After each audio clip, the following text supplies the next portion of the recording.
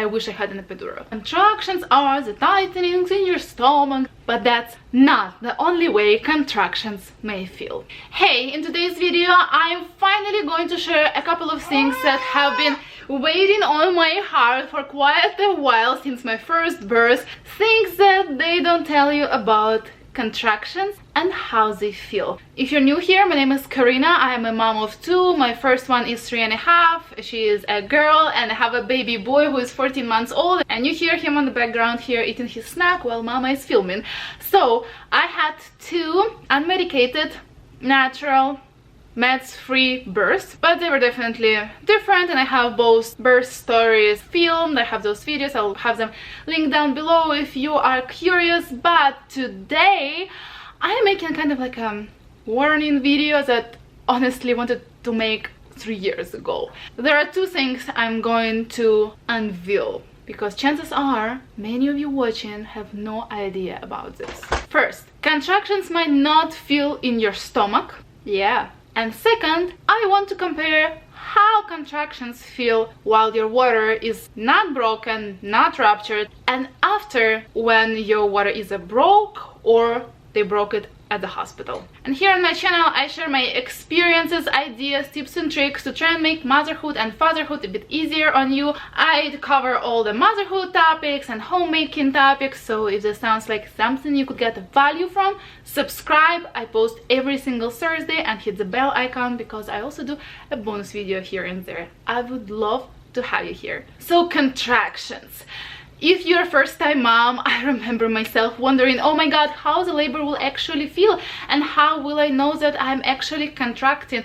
And look, I took birth courses at the hospital and courses I bought myself and different things I researched and listened to and blah blah blah. So I educated myself, I digged in, and yet when my first labor started, I did not know I'm in labor because my contractions were not in my stomach. They were all in my back. Back labor, it might be a new term for you, it might be not. In my case, with my first, through the whole time, I haven't had even one stomach contraction.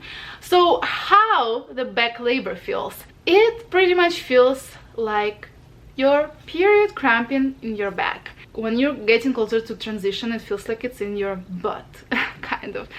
But the only thing that helped me realize that what I'm feeling are contractions, because like I said, there was no action in my stomach area, is the fact that they were coming and going, increasing in consistency and intensity, because that's what contractions supposed to do. Hey! So, back labor is real. Usually they tell you that it's because the baby has like a certain position. They call it like sunny side up, I think. I'm just sharing something that I was completely not prepared for. Like seriously, like no doctors told me, nobody in the courses I took told me this, and how I was supposed to know. So yes, if you are feeling pain, like period kind pain in your lower back, and then that pain is coming and going, increasing in intensity and coming closer together, these are contractions. And if they're like 5 minutes apart, lasting 1 minute, and all this was going on for 1 hour, you should go to the hospital. Next point, something that also not many people talk about: how contractions feel before your water breaks and after. So with my first, they broke my water at the hospital when I was already about to push. So pretty much all the contractions I went through were with my water sac closed, unruptured. So what happens is this water sac is like a buffer between you, your bones, and the baby's head and his or her bones. And of course they break your water sometimes at the hospital if they want to speed up the action. And of course when the baby's bones head is pushing down, it's much more effective. Although the sac has a function, it actually helps baby to situate into your birth canal in the right way, in the right position. Without it, if they break it too fast or it breaks itself too fast, it might be a problem. But second time around they broke my water at about 7 centimeters. There was a whole story, a lot of reasoning behind it. Again, watch my birth story with this little one who's hiding over there. Let me check what he's doing. Everything is safe and good. Okay, so yeah, I was like concerned about it, but my doctor was, no, nothing can happen, all good at 7 centimeters, like you all good to go, like you like whatever. She checked me, I mean, she knew the situation, so she decided it was safe. But man, after the action started, it was insane. You see, it was my second baby, and I already did an unmedicated birth with my first. We actually barely made it to the hospital, so I pretty much labored like in the car at the doctor's office, because that's where we went to see if I'm in labor, and I ended up being 7 centimeters. Anyways, I thought, you know, I can do it, I've been there. And of course, women are made to forget their pains in birth to be able to have more babies. But this pain, after they broke my water and when the contractions picked up and when I was in transition before pushing, that pain, I don't know if I could do it any longer. I don't know how would I handle any more of that pain. He came pretty fast after that, after the things picked up, and I felt how his head literally like started coming out and like drop rapidly. But there was about half an hour to an hour time period when I felt like an insane person, or a person who's been tortured by pain and about to lose my mind. I was about to lose my mind, and at that point I was like, oh my god, like give me the epidural. I was thinking, but I couldn't even say anything, like there was no way I could talk. These were the things going through my mind, like can I even survive this? I can't get an epidural at this point, and I was just, you know, hoping it's gonna be done very soon. And yeah, I went from like 7.5 to 10 centimeters very fast, and they almost didn't believe me that I was about to push. But what I'm trying to do here is not to scare you. I'm trying to give you the reality of how contractions might feel, especially with the ruptured water sac.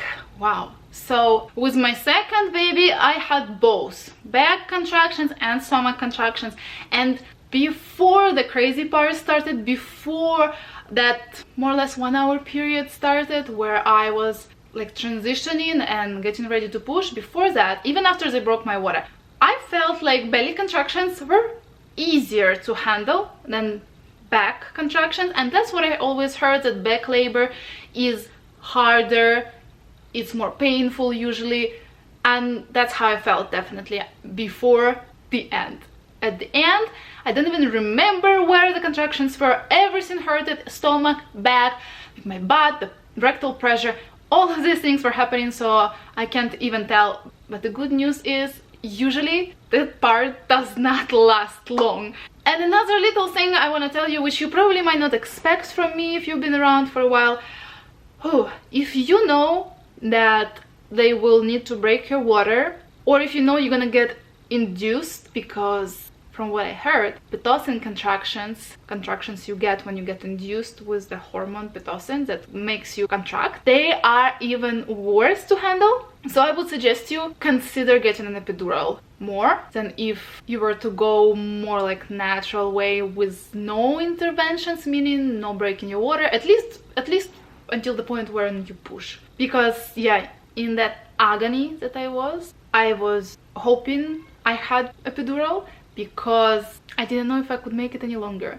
With my first, when I was laboring still, before pushing, before they broke my water, like it was very hard, but I don't remember even a thought of I wish I had an epidural. They wheeled me to the delivery room at like 8.5 centimeters, and they were like, oh poor baby, you probably wanted an epidural, but you came too late, like it's no time already to give you one. And I was like, even though I was in a lot of pain, I was like, no, I didn't want an epidural. Like I wanted to make my point. No, I did not want an epidural, and I did not even regret it for 1 second, from what I remember. But I clearly remember the second time around, after they broke my water, and the last couple of centimeters, last hour or so, I really regretted not getting one. So just to throw it out there for you, keep in mind that if they have to break your water, and before that happens, you might consider getting an epidural, especially if you know that you have like a low pain tolerance, which to be honest I can't tell. I think I have like a medium one because I did handle 2 natural births and pretty well throughout the whole time, especially like the first one. Like I said, I never regretted not getting an epidurals there. Another thing, research in advance all the advantages and disadvantages of an epidural, all the side effects it can cause, including slowing down your labor and needing more interventions that can potentially lead to cesarean section as well. So there are so many things you want to educate yourself on, but I thought these couple of details were not really out there, and to hear this, you know, firsthand, it might be helpful for you and will warn you and alert you that these things exist, like back labor, like 100% back labor, and the fact that after your water breaks or they break it, it's close to unbearable. Again, just sharing my experience. Another good news is that somehow when you actually get ready to push and you're in that position, and usually you already have that urge, and you should have that urge before you start pushing. If you don't and your doctors tell you to do that, try to tell them that you're not feeling it yet. An urge to push is literally that like you really need to do number 2, like ASAP, like right here. And somehow when you're pushing, maybe because you're concentrating on that pushing and doing it effectively, contractions feel not as insanely hard. Then the pushing starts feeling hard. So yeah, whole lot of fun there. So if you're considering unmedicated birth, try to have your water not be broken. The ways you can do so: eating lots of vitamin C, apparently that helps. Kiwis, oranges, strawberries, Google what else has lots of vitamin C.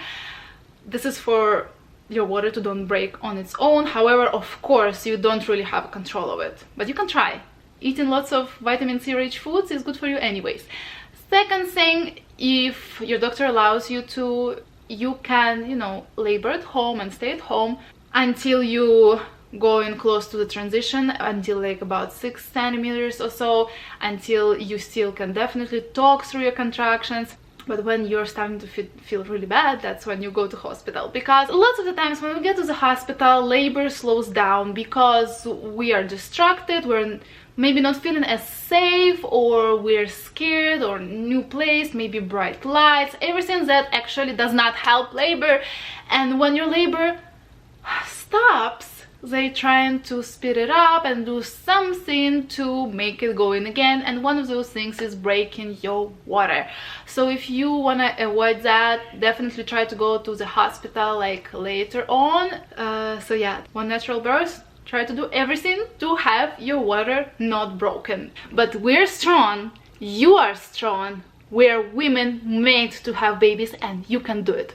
And I have one video I think you really want to watch, is when you should go to the hospital and how to know if it's time, especially if you want a natural, less interventions, no interventions, unmedicated birth. Give this video a like if it was helpful, subscribe, and I will see you in one of these.